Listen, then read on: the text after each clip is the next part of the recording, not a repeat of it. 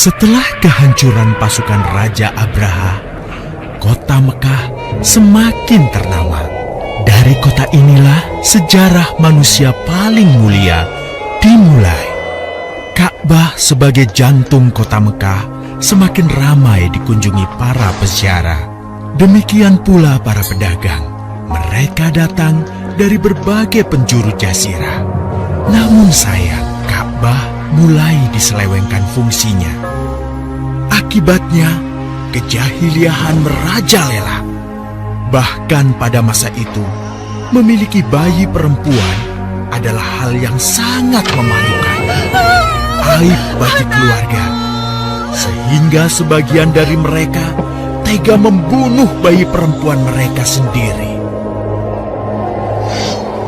Di tengah kondisi masyarakat jahiliyah itulah Nabi Muhammad dilahirkan. Bayi luar biasa itu lahir dari rahim seorang wanita mulia bernama Aminah. Pada saat itu ditandai peristiwa-peristiwa yang luar biasa. 10 balkon istana Kisra runtuh. Juga padamnya api-api yang biasa disembah oleh orang-orang Majusi.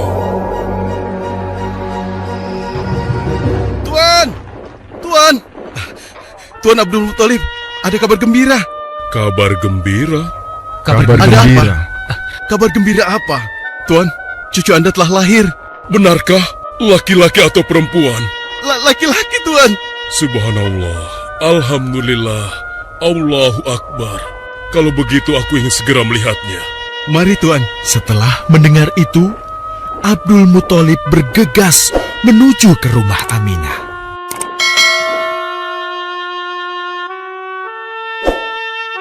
Ah, cucuku, kasihan engkau terlahir yatim.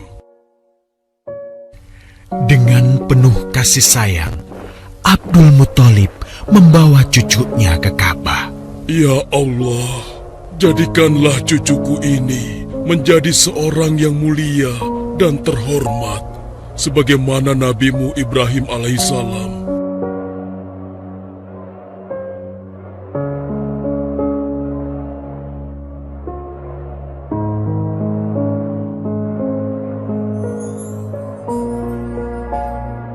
Siapa namanya, Ayah?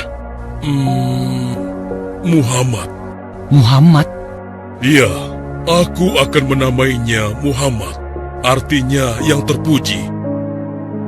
Kehadiran Muhammad kecil sungguh memberi kebahagiaan. Tidak hanya bagi keluarga Bani Hashim, bahkan seluruh kabilah suku Quraisy menyambutnya dengan sukacita. Kemudian Abdul Muthalib mencarikan ibu susu bagi Muhammad kecil. Kita sudah berhari-hari mencari anak susuan, yang dari situ kita akan mendapatkan imbalan yang cukup. Namun hingga saat ini, belum juga kita dapatkan. Ya, istriku, aku mengerti. Apa kita terima saja bayi yatim itu? Muhammad maksudmu? Iya, cucu dari Abdul Muthalib. Kasihan dia. Hampir semua teman-teman dari rombongan kita tidak ada yang mau menyusuinya. Karena tidak ada harapan untuk mendapatkan imbalannya dari ayah bayi itu. Betul juga engkau, istriku. Kasihan anak itu. Aku mendukungmu jika engkau susui dia. Mudah-mudahan Allah memberikan keberkahan bagi kita. Halimah segera mendatangi Abdul Muthalib. Dia bersedia untuk menjadi ibu susu dan pengasuh bagi Muhammad kecil. Betapa gembira Abdul Muthalib mendengarnya. Halimah dari Bani Sa'ad itu akhirnya dipercaya Abdul Muthalib untuk mengasuh cucunya 2 tahun lamanya. Ayo istriku, kita berangkat sekarang. Sebentar lagi suamiku. Insya Allah kita berangkat sampai anak ini kenyang. Kalau begitu, aku lanjutkan berkemas-kemas dahulu.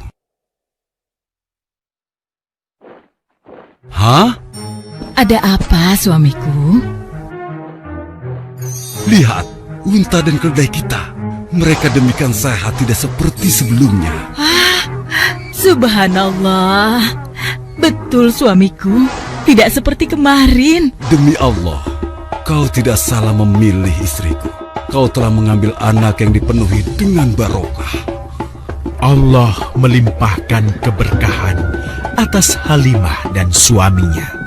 Mereka pulang ke kampung Bani Sa'ad dengan penuh rasa syukur. 2 tahun berlalu sudah. Tugas Halimatus Sya'diyah sesungguhnya telah usai. Saatnya Muhammad kecil harus dikembalikan kepada ibunya. Terima kasih Halimah. Engkau telah merawat anakku dengan baik selama 2 tahun. Tidak ada yang bisa kuberikan kecuali aku berdoa. Semoga Allah memberkahi engkau dan keluargamu. Amin. Saya juga bersyukur diberikan kepercayaan dan kesempatan merawat anakmu, wahai Ibu Aminah. Namun, begini Bu, mohon maaf. Kalau boleh, izinkan aku merawat Muhammad lebih lama lagi. Aku masih sangat sayang padanya. Baiklah, kalau begitu aku setuju dengan usulmu. Bawa dan rawatlah Muhammad sebagaimana dia anakmu sendiri. Terima kasih, Ibu. Terima kasih. Begitulah, Muhammad kecil kembali ke tengah-tengah Bani Sa'ad. Ia tumbuh menjadi anak yang memiliki banyak teman karena kemuliaan akhlaknya. Tatkala berusia sekitar 4 tahun, terjadilah suatu peristiwa. Muhammad, Bu! Muhammad! Muhammad? Kenapa Muhammad? Muhammad dibawa orang. Hah? Dibawa orang? Diculik? Coba ceritakan. Ketika kami tengah bermain, tiba-tiba ada orang dewasa datang. Dia langsung membawa pergi Muhammad dan membunuhnya. Hah? Membunuhnya? Ya Allah, di mana? Di mana? Antarkan ibu ke sana. Dengan perasaan cemas, Halimah bergegas menuju tempat itu. Dan dilihatnya, Muhammad kecil tengah terduduk. Muhammad, apa yang terjadi denganmu? Dengan sangat tenang dan jelas, Muhammad kecil menceritakan apa yang telah terjadi. Bahwa seseorang telah membelah dadanya, mengambil hatinya, kemudian mencucinya dan mengembalikannya lagi ke tempatnya semula. Maka sesungguhnya yang datang itu adalah malaikat Jibril. Dia ditugaskan Allah untuk mencuci hati Rasulullah sehingga bersih dari segala kecenderungan setan. Subhanallah. Sungguh anak ini bukanlah anak sembarangan. Sebaiknya aku kembalikan saja kepada ibunya. Peristiwa itu membuat Halimah sangat khawatir. Maka bergegaslah Halimah mengembalikan Muhammad kecil kepada ibunya. Menginjak usia yang ke-6 tahun, Muhammad kecil diajak ibunya untuk berziarah ke makam ayahnya, Abdullah di Yastrib. Dalam perjalanan pulang kembali ke kota Mekah, Aminah pun jatuh sakit. Dari hari ke hari, tubuhnya semakin melemah.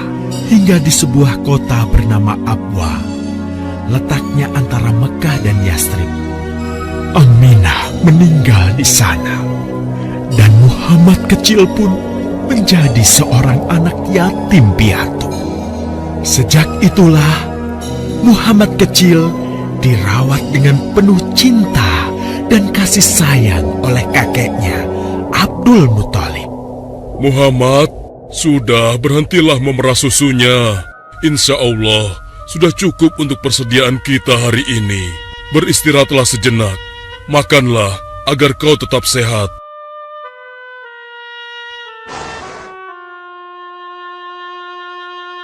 Ya Allah, betapa mulia akhlak cucuku ini.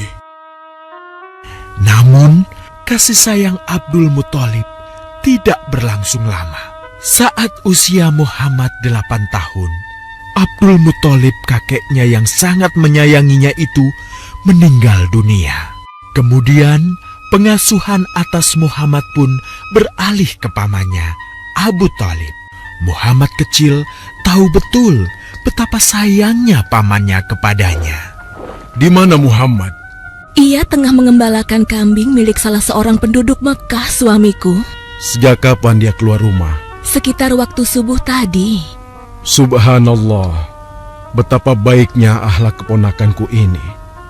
Ya Allah, maafkan ketidakmampuanku mencukupi kebutuhan keponakanku. Sayangi dan berkahilah dia. Jadikanlah dia orang yang mulia di antara manusia. Hingga saat usia Muhammad menginjak 12 tahun, pamannya Abu Thalib mengajaknya berdagang ke Syam. Sampailah mereka di satu daerah bernama Busra.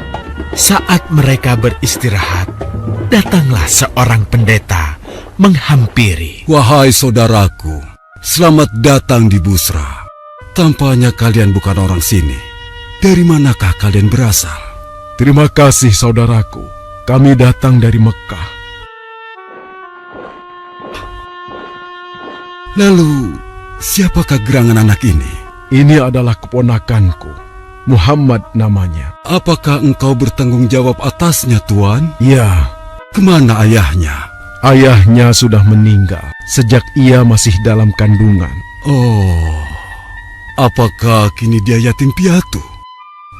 Benar, Aku sungguh beruntung bertemu dengannya. beruntung. Beruntung apa?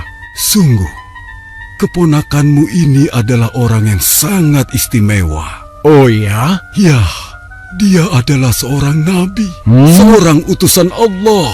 Bagaimana kau tahu hal itu? Aku tahu karena aku seorang pendeta. Dan berita kedatangan dia sebagai seorang utusan Allah sudah disampaikan di dalam Injil. Bahkan aku pun bisa mengetahuinya dari cincin kenabian yang berada di bagian bawah tulang rawan bahunya yang menyerupai buah apel sebagai tanda kenabiannya. Begitulah pendeta bernama Bahira menyampaikan kepada Abu Thalib perihal kenabian Muhammad. Ia berpesan agar menjaga baik-baik keponakannya itu, karena Muhammad kelak di suatu saat nanti akan menghadapi banyak gangguan dan rintangan. Istriku, Muhammad sudah berusia 25 tahun. Aku pikir sudah saatnya dia untuk menikah. Betul, suamiku. Namun, dengan siapakah dia akan kita jodohkan? Kemarin Khadijah mengirimkan utusannya dan menyatakan keinginan Khadijah untuk menjadikan Muhammad sebagai suaminya. Hah? Khadijah? Khadijah yang mulia itu? Betul, istriku. Khadijah yang selama ini mempercayakan barang perniagaannya kepada Muhammad. Kenapa dia memilih Muhammad? Ya, Khadijah mengagumi kejujuran dan kebaikan akhlak Muhammad. Menurutmu sendiri bagaimana? Aku pikir Khadijah adalah wanita terbaik bagi Muhammad. Kita akan melamarnya. Tepat di usia 25 tahun, Nabi Muhammad menikahi Khadijah yang berusia 40 tahun. Dari pernikahan itu, mereka dikaruniai Allah 6 orang anak. 2 laki-laki adalah Al-Qasim dan Abdullah. Sedangkan putrinya adalah Zainab, Ruqayyah, Ummu Kulsum, dan Fatimah. Namun, kedua putranya itu telah meninggal semenjak mereka kecil. Suatu ketika, terjadilah banjir besar di kota Mekah. Kabilah-kabilah di kota Mekah pun bergotong royong membangun kembali Ka'bah. Setelah pembangunannya selesai, terjadilah perselisihan antara pemuka kabilah tentang siapakah yang paling pantas meletakkan Hajar Aswad di Ka'bah. Abu Thalib, apa yang harus kita lakukan?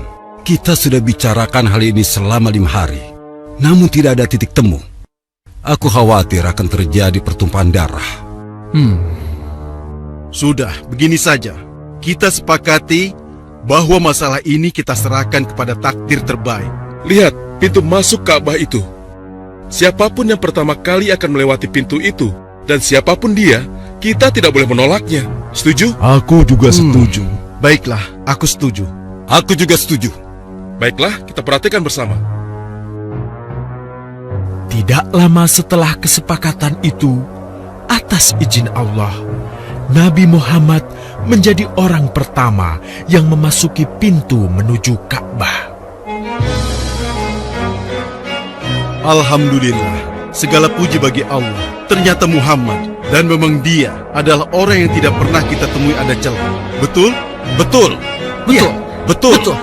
Nabi Muhammad pun menerima kepercayaan itu. Dengan kebijaksanaannya, Nabi Muhammad meminta sehelai kain, lalu meletakkan Hajar Aswad di atasnya. Nabi Muhammad mempersilahkan seluruh pemuka kabilah untuk memegang ujung-ujungnya dan mengangkatnya secara bersama-sama. Setelah sampai pada sudut Ka'bah, giliran Nabi Muhammad meletakkan Hajar Aswad di tempatnya semula. Terhindarlah perpecahan di kota Mekah. Meskipun demikian, kegelisahan masih terus menggelayuti hati Nabi Muhammad. Kejahiliahan ada di mana-mana. Kezaliman dan kemaksiatan terus berlangsung. Ia tak habis pikir. Nabi Muhammad mulai merenung dan menyendiri untuk menghindar dari perilaku jahiliyah. Nabi Muhammad memilih tempat di sebuah goa di atas bukit sekitar Mekah. Goa Hiro.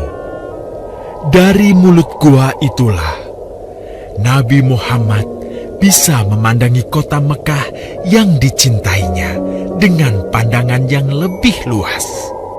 Hingga suatu ketika, sesuatu yang tidak pernah terbayangkan sebelumnya terjadi. Tiba-tiba, goa itu menjadi terang benderang.